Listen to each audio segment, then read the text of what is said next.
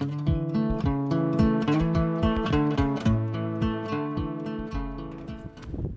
guys, welcome back to Nature's Cadence Farm. Today we're going to be working on the 96 Ford F-250 again, and this is the Power Stroke model, so this is a diesel. I'm going to be replacing the front and rear fuel tanks, and I've already got the rear fuel tank out. That one was kind of tricky, but I wanted to walk you through what I did to get it out and what I'm going to do to get it back in. The first thing I had to do was pull the spare tire out, and I did that by loosening up. There was a little bolt here with a ring on it, and I used a screwdriver to twist that out. This is how you take it out. And I went ahead and pulled this bolt out. This is a half-inch like impact drive or extension or ratchet drive with threads, and I put a little penetrating oil on both of these. But anyways, it came right out of there. And then here are the skid plates. I had to pull two of those out. There's one on the driver's side, and then there's one on the passenger side there. There's the other one right there. And the bolts that took that out were these guys right here. So this is a 13 millimeter head and a 15 millimeter nut on this bolt. So 13 millimeter, 15 millimeter. I used a wrench on the back side and the impact on this side, and I went ahead and sprayed them with some of that PB blaster. That worked pretty good too. So that was getting the skid plates off. So that was really dirty, and yeah, so that was interesting. So anyways, once I did that, I went ahead and loosened up the hose clamp on the filler neck here, and I slid that back. That would be this guy right here. But slid that back, and then I was able to slide the tank that way, and so that the hose for the filler neck was actually further onto the gas tank, and that gave me enough room over here to get this side to kind of fall down. And oh, there's the little bolt for the spare tire. So that was exciting. And then so what I did is I didn't have enough room to get the fuel lines off. So if you can see, right there is a little white plastic clip that's kind of wiggling there. And so I popped two of those off. There's one a little bit further up there, and that gave me a little bit more wiggle room to get the tool in there to get those lines off. And I'll show you what tool I used to pop these fuel lines off. One's the supply, one's the return. So here's the tool I used to pop these lines off. You can see there's a larger one and a smaller one, and so the larger one I had to use on this fitting right here. So you just open it up, slide it down, squeeze it on there, and then I had to kind of tap it forward. And once I did that, I could just put a little screwdriver in there, and it just popped right off. And then on the return line here, I had to use the smaller side, and it's the exact same thing, and it came right off. So you might notice here that I actually have cut this connector off. So that's something else. This is part of the install now. So, but yeah. So that's what I had to do to remove the tank, and then the vent is up here. I just popped that out and I left it up there because it's hooked up to the frame rail somewhere. But so anyways, that's how you take out the rear fuel tank. So that wasn't too bad. Dirty, but not too bad. So now I'm getting ready to reinstall the fuel tank, and what I wanted to do was check everything, to make sure it looked right, and all the kind of the bends look right, and that the connector is right. and the connector was not right. I got this thing on eBay. I'll give you the part numbers in the description. Yeah, so I said, well, no big deal. So what I did is I took the old ring off. I just beat that off with a screwdriver and a hammer counterclockwise until the little ears cleared the ears on the tank. The ears of the ring cleared the ears on the tank.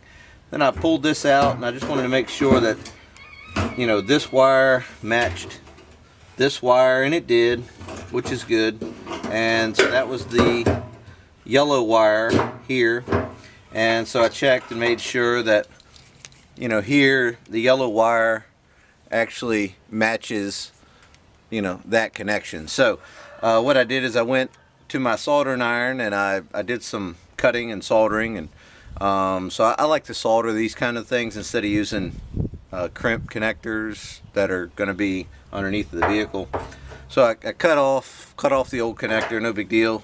Reused my old connector, and the wire colors actually matched perfectly to what the old one was. So it's, you know, black, red, yellow, gray, and we have, you know, black, red, yellow, gray. So I just wired it up, you know, color for color, and if you can see that, that's how I soldered it. I like to make a mechanical connection, so I'll take the two ends and I'll twist them around each other, and then I'll just you know, heat the iron up, put a little solder on there, and then obviously you want to put a little shrink tubing on there. So I've got some shrink tubing. I haven't shrunk them down yet because I wanted to show you, you know, how it goes together.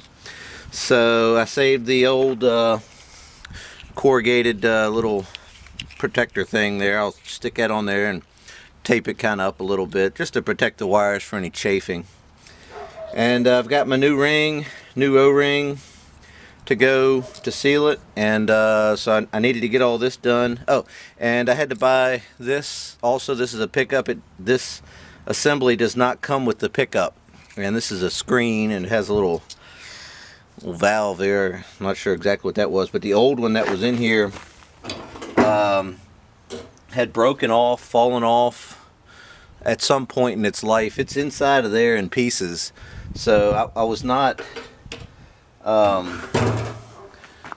was not getting a full tank, you know, full out of the vehicle. So, you know, it was because it was pulling fuel in from up here instead of down here. So I was probably losing, I don't know, a gallon or something like that. I don't know, whatever.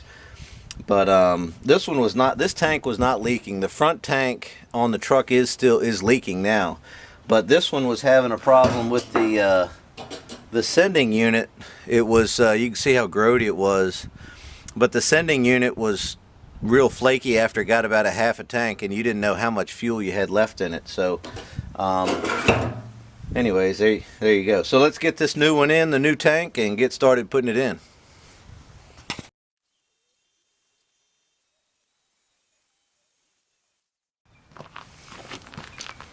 Ready to get the sending unit and pickup screen, float, you know, blah blah blah.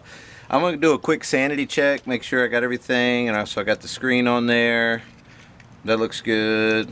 This looks good. It's not going to hit, you know, the bottom of the tank or anything. It goes all the way up. That's nice. Make sure the wires are all hooked up. Everything looks okay to me. So I've got my O-ring here that came with the new tank. That was nice. So that just sets down in there like that. And I've got my lock ring here. So you can see this. The new tank has these little notches cut in here on either side of the hole where the sending unit goes into. Those correspond with these notches that are on the sending unit here. So we're going to line those up, hopefully. And let's see, let's fish this thing down in here. So I think what I got to do is put the pickup screen in first, kind of hold it down like that, and then get the float kind of wedged in there. Alright, everything lines up good except for this. Looks like the pickup screen is kind of hitting a little bit, and I've got it pushed all the way up on here. So what I had to do was kind of bend this up just a little bit to clear that.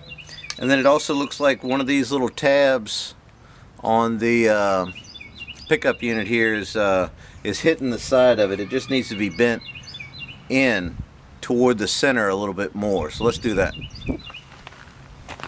Got an old pair of Kleins here. These ought to work fine. Actually, these are Channel Lock brand, old Channel Lock brand. Anyways, this one looks fairly straight. Just going to tweak that just a little bit, and then this one here, just tweak that just a little bit so that they're straight up and down. I don't know if you can see that, but let's try that out now. So again, down here like that, in like that, and let's see how it fits. Oh, that's beautiful, perfect. Yep. So that's in there, that's ready to go. So now let's fish on our lock ring through the wire around the pickup and the return line and get it started.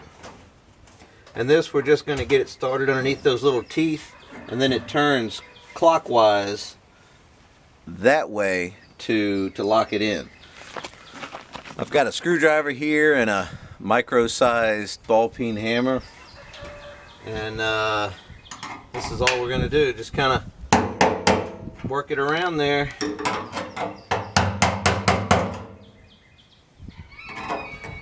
The ring has little stops on it that we're going to run it all the way up to, and that'll put enough pressure on that O-ring to seal everything down.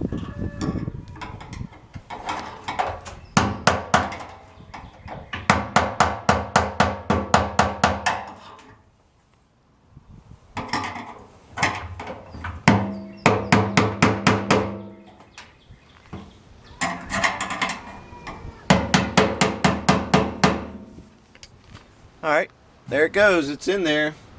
So that's nice. This is a little bit longer than originally it was, so that'll be easier to plug and unplug. And I've got everything hooked up, so let's put it under the truck. Almost forgot one thing. I've got the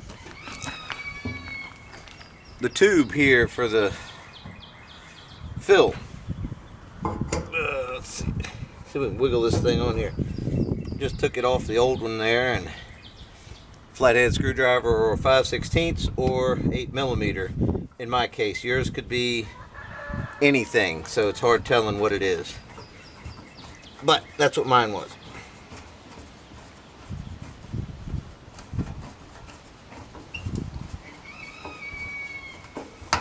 Just tightening that down here. There we go. That's on there real good. Good and tight.